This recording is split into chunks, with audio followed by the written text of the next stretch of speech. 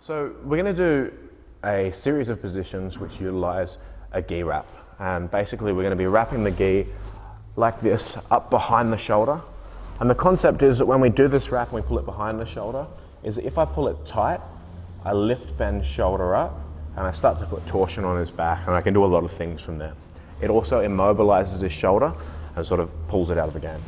The first thing that we're going to work on is a setup from our knee shield position.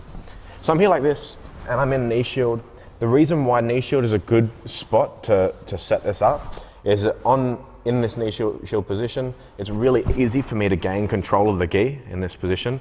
If it's stuffed in here, it's really easy for me to pull it out. So I'm going to pull the gi out, and from here I'm looking just to simply stuff the gi behind the back and grab and pull in tight here. Now, it's really important when I stuff the gi that I actually alter the position of Ben's shoulder. So right now I've got a really poor gi wrap, and Ben can still just drive his shoulder forwards, and it's really ineffective. It's actually doing nothing. So when I set up my gi wrap and I drive my arm underneath, I actually want to drive and lift Ben's shoulder up into the air. Once it's up in the air and I take this grip and I lock my hand down in place like this, it's much harder for Ben now to pull his arm back to that position. So even if he wants to, as long as my arm stays locked, I'm in a really strong position here. So I'm here like this. I drive the arm up and I'm going to lock everything down tight. Now for everything that we're going to do from here, it's really important that I get the arm to come to this position. The first thing that we're going to do is we're going to work on a sweep. Okay? So for this sweep, I'm going to hold in everything really tight. I'm going to use my right arm. And I've got one of two options. Either I'm going to dive the whole way underneath the body, or I can dive underneath the shin. And it doesn't really make a difference, it just sort of depends on what position you're in. So, I'm looking to sweep Ben in this direction over my body. The thing is, I know that if Ben wants to stop this from happening, he's going to look at posting with this arm.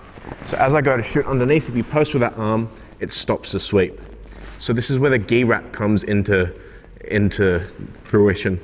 Instead of continuing to pull in this direction, I'm going to switch the direction that I do the sweep so that I can get rid of this post.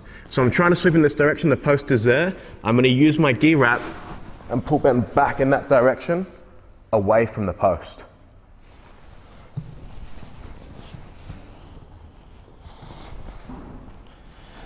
So this is a really common knee shield sweep. But the huge advantage of the gi wrap is that it gives you two directions. You start off doing the sweep normally. If Ben doesn't post, I'm not even going to use this gi wrap. I wouldn't have even needed it. But if he does post, you've got a whole other option there. So I come like this. I drive the arm up and I lock in tight. I shoot underneath the body. I can either shoot under the leg or under the shin. It depends on what you can grab. As I go to grab, Ben posts. So I'm trying to lift him up and roll him in that direction. I can't roll him. So I use my gi wrap and I'm going to change directions. I'm now pulling him directly backwards. Come on top.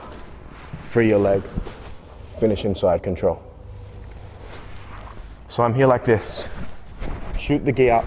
I lift the shoulder up. Shoot underneath the body. I can grab the shin or grab the leg. I go to roll Ben over. Ben posts. It doesn't work.